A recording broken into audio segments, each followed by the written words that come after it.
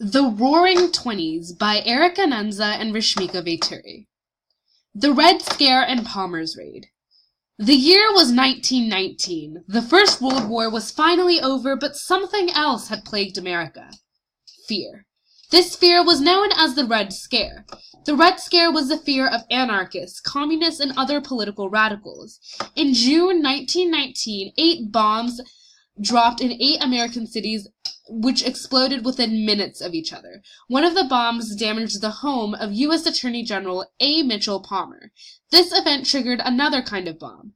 Palmer would conduct a series of raids to find the Red People. From 1919 to 1920, Palmer conducted raids on individuals whom he believed were dangerous to the American security. He deported 249 Russian immigrants without just cause. In January of 1920, federal agents broke into the homes of suspected anarchists without search warrants and held about 5,000 citizens without respecting their right to legal counsel.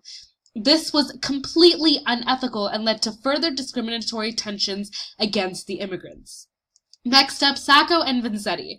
On April 9th, 1927, a time shortly after the Red Scare, the lives of Nicola Sacco and Bartholomew Vanzetti took a turn for the worst. Both these individuals, one a shoemaker and the other a fish peddler, were sentenced to death for robbery and murder of a paymaster and guard. Many people had developed a rather disapproving, biased opinion of immigrants and anarchists with events such as the Palmer raids, and coincidentally, Sacco and Vanzetti were both guilty and proud of being Italian immigrants and anarchists with radical beliefs. Many argue that Sacco and Vanzetti trial was unjust due to a judge who had prejudice. The witnesses described the criminals as Italians, and therefore Sacco and Vanzetti met the profile. Protests and literature made attempts to prevent their death penalty from following through. However, they failed. And on August 23rd, 1927, Sacco and Vanzetti were executed by the electric chair. It was later proved that the pistol found in Sacco's possession was indeed used in the crime. However, it was never proven that he in fact did pull the trigger. Upon much reflection, many say that these 2 individuals were given an unfair trial because of their radical beliefs in immigration status. Life's not fair. The Harding administration and scandals. The Harding administration was known to be a crooked administration filled with scandals. Warren J. Harding was the 29th President of the United States, and he was known to have a pro-business mindset. Harding himself was not what led to the corruption. Rather, it was the people that he chose to be in the presidential cabinet. These corrupt people had access to loads of government money. The largest scandal during the Harding administration was known as the Teapot Scandal. Well, rather, the Teapot Dome Scandal. The Navy's oil reserve was underneath a rock known as Teapot Dome in Wyoming, as shown in this picture. And the Secretary of Interior, Albert B. Fall, leased this land to the oil corporation known as Sinclair Oil Corporation. Although this act was legal, it was not moral because he did not give other companies the opportunity to compete for this special land. It was later revealed that he had accepted bribes from this company, which led him to make this decision. He was later the first presidential cabinet member to be sentenced to prison. This was the largest scandal of many within the Harding administration. Fundamentalism and the Scopes Trial. Fundamental is defined as the literal, non-symbolic interpretation of the Bible. This theory allowed, and still does in today, many to believe that the knowledge to everything is contained within the Bible. Fundamentalists argue that the Bible was interpreted by God, and therefore all of its content was reliable and true. Many fail to agree with theories of science, such as the theory of evolution, as in the Bible it was stated otherwise, that the world was created in 6 days by God. This type of rationale caused many conflicts. John T. Scopes, a biology teacher in Tennessee, was arrested for teaching evolution in his classroom. Eventually, Scopes was found guilty and was fined for his actions. However, many agree that there are many ways to interpret the Bible, and therefore it was wrong to convict John Scopes. This trial caused the teaching of evolution to be outlawed by the Butler Act. The Scopes trial was a representation of the fight between evolution and the role science and religion should take in American schools in the daily society. Next, so here what we have is this YouTube clip of the Scopes trial, and essentially, although Bryan was victorious in the trial, Darrow won the war. He called Bryan to the witness stand and made him look foolish during a lengthy cross-examination. Bryan affirmed his belief that Eve had been created from Adam's rib and that a whale swallowed Jonah. But that trial, while it's not even that significant in the scheme of things, it's kind of significant about what that decade was about. A struggle against modernity, a struggle against change, kind of this rural white Anglo-Saxon culture being replaced by a much more pluralistic society. Symbolic of the closure of the old era, 5 days after the trial, William Jennings Bryan died of a heart attack. All right, so that was essentially, it essentially said that this Scopes trial was representative of this entire time period where the Bible was the key and fundamentalism was the mindset of the American people, and that's why Scopes was mainly found guilty because of the fact that many people didn't believe in evolution. So next up, we have the Harlem Renaissance. In 1920, many African Americans took part in the movement known as the Great Migration, where African Americans moved from the South to the North in search of jobs and new opportunities. This major influx of African Americans was not given a warm welcome, and many people suffered because of it. The city of Harlem in New York became the world's largest Black urban community, but unfortunately it suffered from poverty, unemployment, and overcrowding.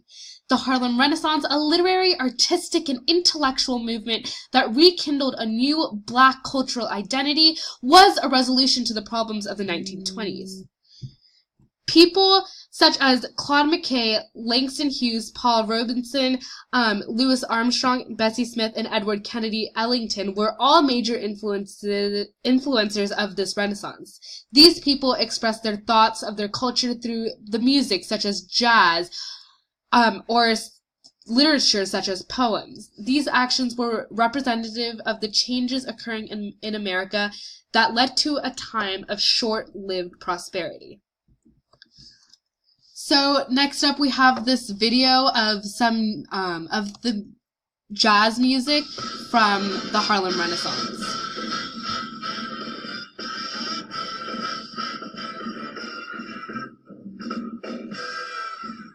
Hello, Dolly. This is Louis Dolly.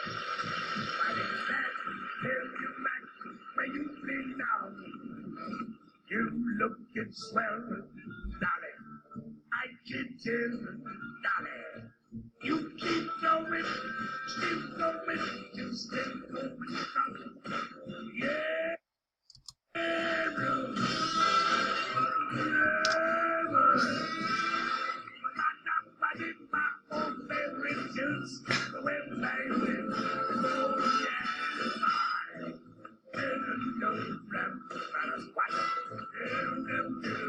Get on in there.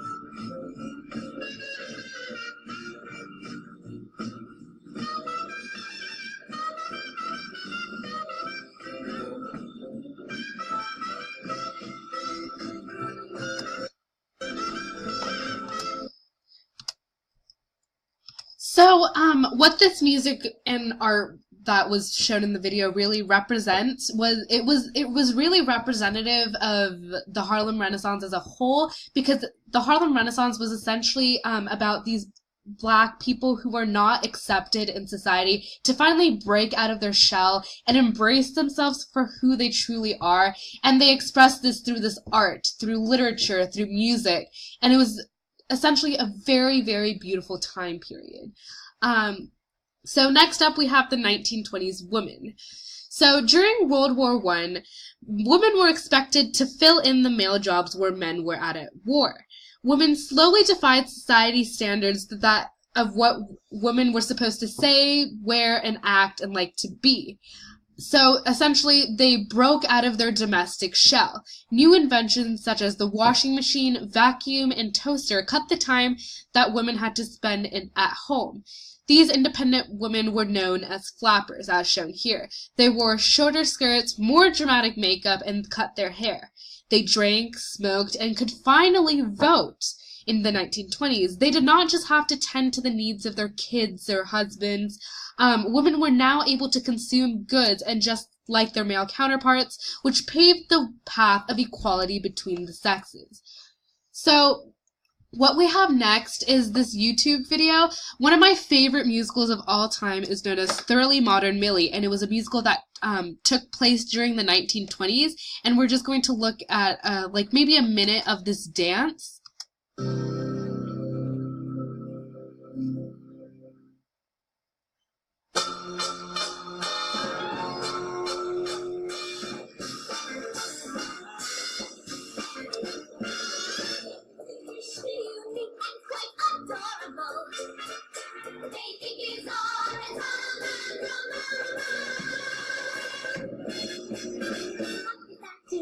Everything today is thoroughly modern. Check your personality. Everything today makes yesterday slow. Better face reality. It's not insanity, it's just vanity fair. In fact, it's time to raise your skirts and bob your hair. Every single way to kiss in the movies. Isn't it collectible? Painting lips and pencil lining your brow. Now it's quite respectable. Goodbye, good goody girl. I'm changing and how. So keep up, what's here from Thoroughly Modern Millie now. Alright, so that was a clip from Thoroughly Modern Millie, and essentially what Thoroughly Modern Millie was about is these strong, independent women rejecting their domestic roles and rejecting what rural America essentially thought of women before the war, and it's breaking out of their shell, and like, it talks about they're now pencil lining their brows, which was something that was like rejected before, but now they're embracing this and they're becoming more independent as a result of embracing who they are as people.